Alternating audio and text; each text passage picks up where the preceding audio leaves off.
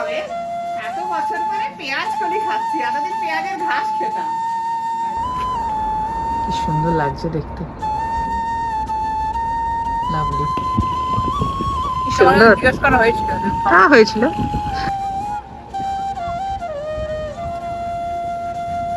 Hello বন্ধুরা, কেমন আছেন সবাই? আশা করি সবাই ভালো আছেন, সুস্থ আছেন। 8 দিন হলো আমাদের এখানে অফিসিয়াল হিট ওয়েভ ইউকেতে। অসম্ভব গরম। আজকে এই ওয়েদারটা একটু ভালো হলো। আগে আপনাদের বলি, আপনারা আমার মেয়ের এই গাড়া বেড়ানোর ভিডিওটা লাইক করেছেন, সাবস্ক্রাইব করেছেন, অনেক ধন্যবাদ আপনাদের। লেক গার্ডার সেকেন্ড আর একটা এপিসোড, যেটা আমরা গিয়েছিলাম লেক গার্ডার আর একটা শহর সেরমিয়নিতে। Sirmione is a beautiful town on Lake Garda. পারলে এই সেকেন্ড এপিসোডটি দেখবেন, যেটি exploring Sirmione the pearl of Lake Garda বলে আমার ভিডিও সিরিজে আপনারা দেখতে পাবেন। দেখুন, এই কদিনের হিটওয়েভের পরে আজকে আবার বেশ ঠান্ডা, জ্যাকেট পরতে হয়েছে। আর চারিদিকে বেশ ঝোড়ো হাওয়া।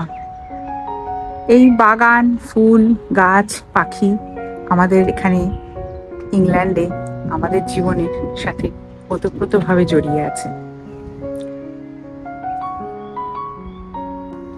তাই আপনাদের সাথে শেয়ার করছি হিটওয়েভের এই কদিনের আমাদের জীবনে কিছু খুঁটিনাটি। দেখতে থাকুন। এই হিটওয়েভের সময় আমার বাগানে অনেক নতুন অতিথি এলো। অনেক দিন ধরে যেসব ফুলগুলো ফুটবে বলে আশা করে বসেছিলাম, এই গরমে তারা ফুটলো, আবার শুকিয়েও গেল।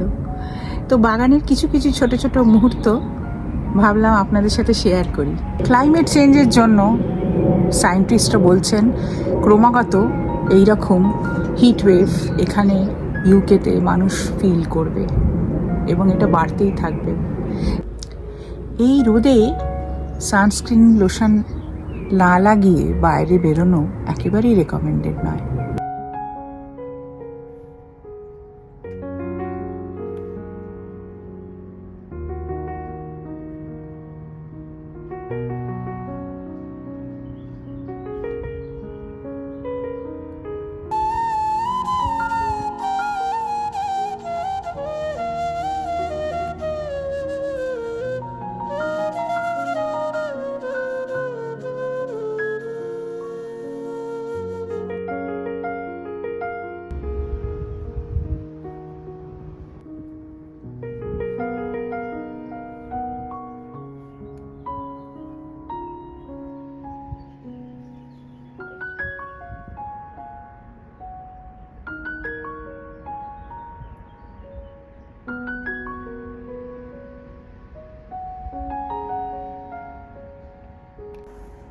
চলো আজকে পেঁয়াজ কলিগুলো তুলে নি, নাহলে পেঁয়াজ কলিগুলো বুড়ো হয়ে যাচ্ছে।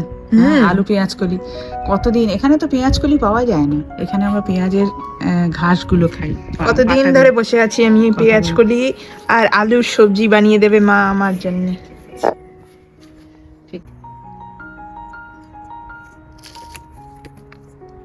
দুটো হলো, তিনটে হয়ে যাবে এক বান্ডেল, তাই না? হ্যাঁ, যা লাগছে এরকম পেঁয়াজ কলি আমাদের কলকাতায় বাজার থেকে আসে। এত না, এই কটা দিয়ে হবে। এত বছর পরে পেঁয়াজ কলি খাচ্ছি, এতদিন পেঁয়াজের ঘাস খেতাম। মেয়ের জন্য রান্না করে ফেললাম আলু পেঁয়াজ কলির ছেঁচকি। না, তবে পেঁয়াজ কলির কোয়ালিটিটা খুব ভালো, মানে খসখসে নয়। এই তিনটে ফুলই ফুটে গেছে আর এটা চারটে। ছোটগুলো কি ফুটবে কিনা জানি না। ছোটগুলো ভেবেছিলাম ফুটবে, এত গরম। এই টপটাকে সামনে নিয়ে যাই, ফুলগুলো দেখতে পাবো তাহলে। নিয়ে চলো।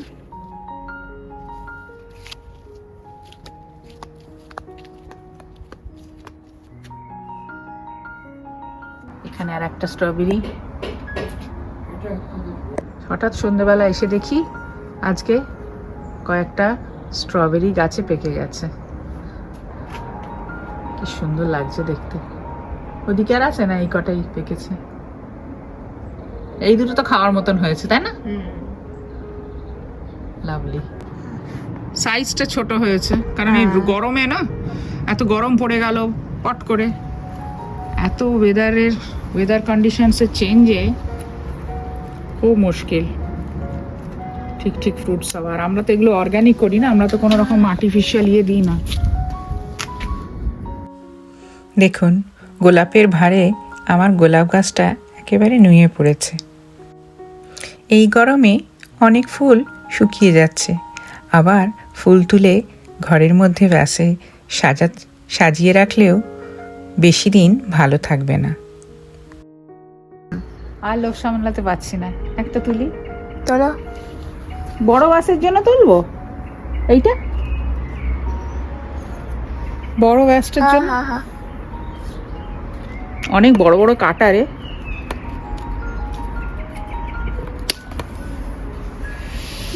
আর what about this one? এটা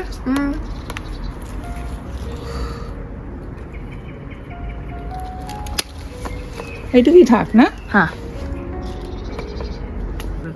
ঠিক আছে।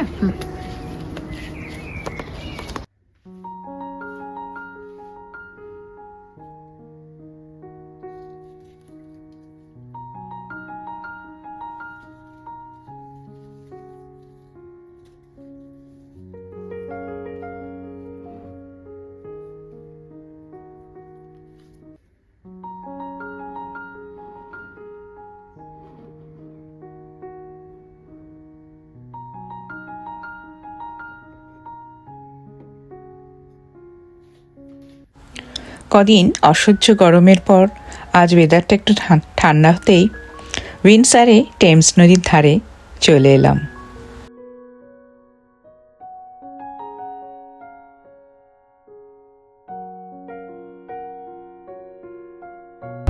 বীজগুলো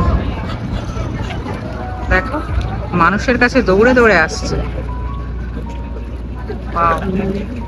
দেখছো, মাঝে হচ্ছে সিগাল গুলো।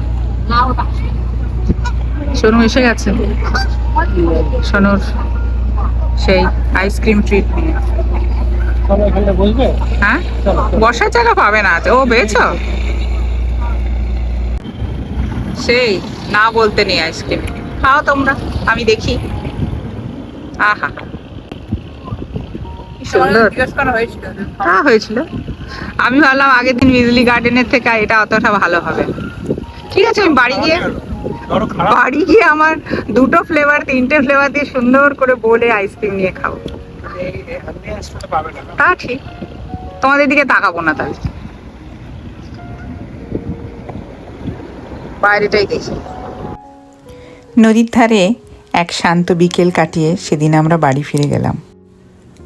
ইংল্যান্ডে হিটওয়েভের দিনগুলো আমরা কিভাবে কাটালাম তাই আপনাদের সাথে শেয়ার করলাম। আপনাদের যদি ভালো লাগে প্লিজ একটা লাইক, শেয়ার আর সাবস্ক্রাইব করে দেবেন। আশা করব আপনাদের মোটিভেশন আমার এই ইউটিউব চ্যানেলকে এগিয়ে নিয়ে যেতে অনেক ইন্সপায়ার করবে। ভালো থাকবেন সবাই, দেখা হবে আবার এক নতুন গল্প নিয়ে।